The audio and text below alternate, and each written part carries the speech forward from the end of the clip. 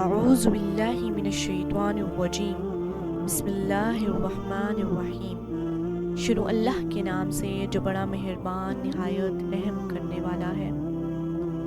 رئیس المحدثین امام محمد بن اسماعیل البخاری رحمۃ اللہ علیہ نے اپنی مارکۃ الآراء تعلیم صحیح بخاری میں ایک دلچسپ روایت ایک سے زائد بار نقل کی ہے۔ وہ یہ کہ حضور اکرم صلی اللہ علیہ وآلہ وسلم نے فرمایا، بنی اسرائیل میں سے ایک آدمی اپنے دوست کے پاس گیا اور اس سے 1000 دینار قرض مانگا۔ اس نے کہا، ٹھیک ہے، گواہ لے آؤ، دے دیتا ہوں۔ ادھار مانگنے والے نے کہا، کفا باللہ شہیدا، اللہ کی گواہی کافی ہے۔ دینے والے نے کہا، کوئی ضامن لاؤ۔ اس نے کہا، کفا باللہ وکیل، اللہ کی ضمانت کافی ہے۔ رقم دینے والے دوست نے کہا، آپ نے سچ کہا ہے۔ دونوں میں معاملہ طے ہو گیا اور واپسی کا متعین وعدہ دے کر وہ شخص سمندر پار چلا گیا۔ مدت پوری ہونے کے بعد مقروض شخص وہ رقم لے کر واپس کرنے کی غرض سے ساحل پر پہنچا تو کوئی سفینہ نہ ملا۔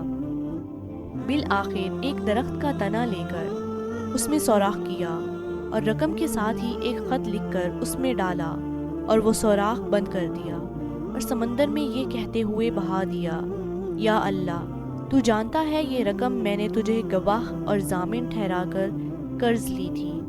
آج میری پوری کوشش کے باوجود سواری نہ ملنے کی وجہ سے میں یہ تیرے سپرد کرتا ہوں، تو ہی اسے واپس لوٹا۔ یہ لکڑی پانی میں بہا کر وہ شخص واپس لوٹ آیا۔ ادھر دوسرا دوست اپنے قریبی ساحل پر اس کے آنے اور رقم وصول کرنے کی غرض سے آ پہنچا تھا۔ وہ انتظار کے بعد واپس جانے لگا تو درخت کا ایک تنا تیرتا ہوا دیکھا۔ سوچا چلو یہی گھر لے جاؤں، جلانے کے کام تو آئے گا۔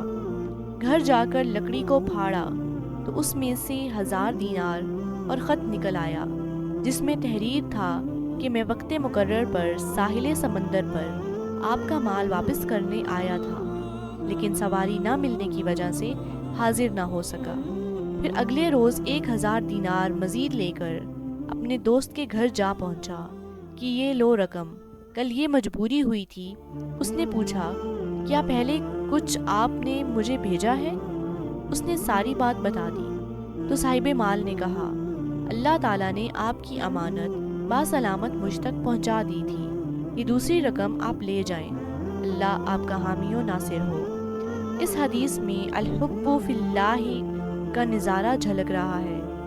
جب دو مسلمان اللہ کی رضا کے لیے آپس میں جڑتے ہیں تو اللہ ان کو سنوارتا ہے، چاہے ظاہری اسباب ساتھ چھوڑ جائیں۔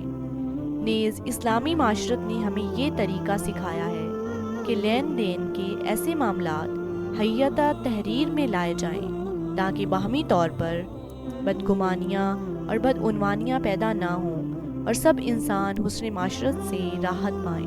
سبحان اللہ۔